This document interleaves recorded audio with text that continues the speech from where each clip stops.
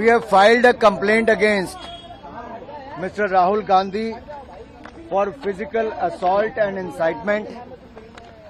हमने श्रीमान राहुल गांधी जी के खिलाफ दिल्ली पुलिस में शिकायत दर्ज कराई है उनके द्वारा शारीरिक हमला और उकसाने के लिए।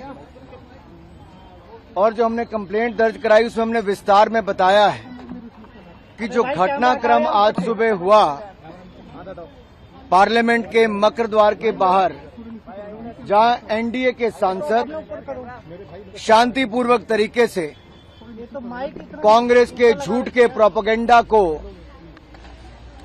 बेनकाब कर रहे थे और उनसे माफी की मांग कर रहे थे, उसी समय लगभग 10:40 से 10:45 के बीच में श्रीमान राहुल गांधी जी अपने कुछ इंडी अलायंस गठबंधन के सांसदों के साथ उस और कूच करते हैं। और जब सिक्योरिटी फोर्सेस के लोग उनको कहते हैं कि ये डेजिग्नेटेड पाथ है, ये रास्ता है जहां से आप पार्लियामेंट के अंदर जा सकते हैं, तो जिस तरह का राहुल गांधी जी का रवैया था, उन्होंने गुस्सा प्रकट किया और शायद इस परिवार और इस पार्टी को अपने आप को कानून से ऊपर मानने की एक आदत सी पड़ गई है, उल्लंघन करने की आदत पड़ गई है।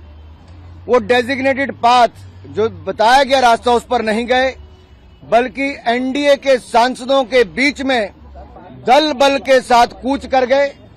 उन्होंने अपने साथी सांसदों को उकसाया भी और इस भावना के साथ, दुर्भावनापूर्ण रवैये के साथ वो आगे बढ़े, जिससे उनको पता था कि सीढ़ियों पर खड़े लोग सांसदों को चोट लग सकती है, गंभीर चोट लग सकती है।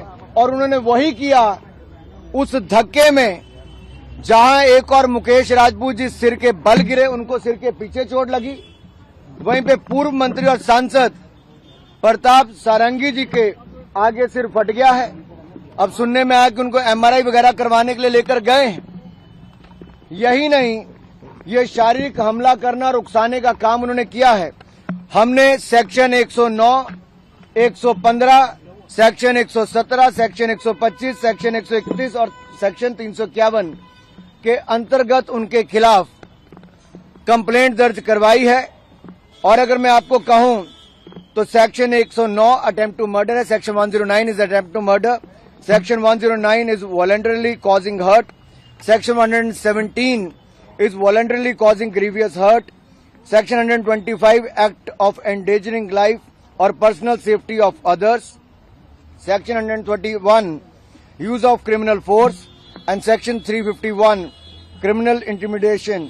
इसको लेकर जब हमने ये इन धाराओं के अंतर्गत ये कंप्लेंट दर्ज कराई है, तो सीधे तौर पर ये दिखाता है कि राहुल गांधी जी ने एक सोची समझी तरीके से जो रास्ता तय किया गया था उस पर नहीं गए, दल बल का प्रयोग किया, अपने साथी सांसदों को उकसाया और जिसके कारण गंभीर चोटें 2 सांसदों को लगी है।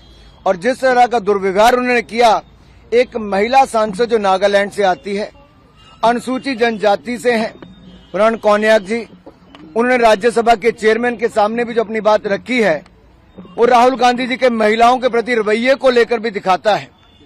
और अगर आप उसके बाद देखिए, जब डॉक्टर हेमांग जोशी जी जो हमारे वडोदरा के, मैं पिछली 5 बार से लगातार लोकसभा का सांसद हूं, हम भी विपक्ष में रहे, हम भी प्रदर्शन करते थे, अपनी बात सदन के अंदर या बाहर उठाते थे, लेकिन सभ्य तरीके से, शिष्टाचार को भी नहीं भूलते थे।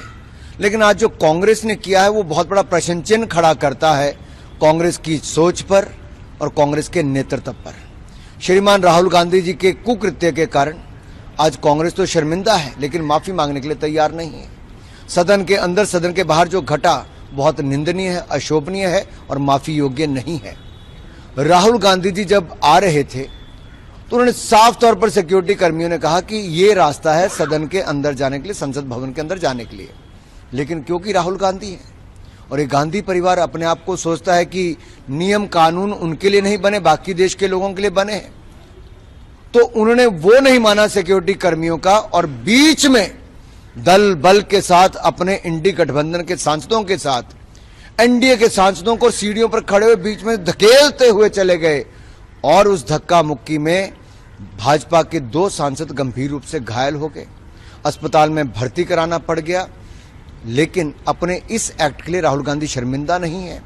जब हमारे एक सांसद हेमांग जोशी जी उनको लेकर आए कि देखिए आपके कारण इनका सिर फूट गया, तो उनका हालचाल पूछना, माफी मांगने के बजाय अहंकार में वहां से भी चले गए।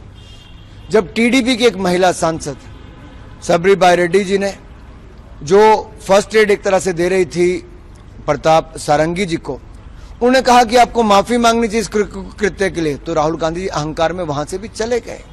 ये दिखाता है कांग्रेस का अहंकार, और केवल क्लिप काटने तक सीमित नहीं, ये लोग अब सिर को भी इस तरह से हर्ट करने तक आ गए हैं।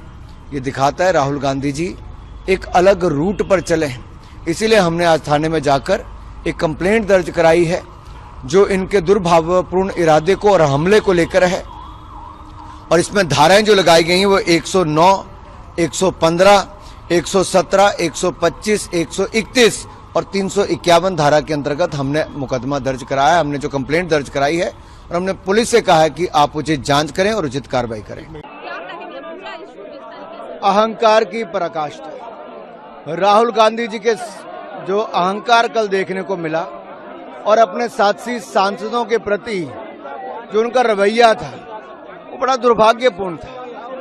क्या संस्कार है, क्या सोच है, और सब नियमों का उल्लंघन करके जो तय रास्ता था वहां से जाने की बजाय जानबूझ के दल बल को साथ में लेकर जिस तरह से उन्होंने एक तरह से हुड़दंग मचाया है, चोट पहुंचाई है, घायल किया है, ये माफी लायक नहीं है।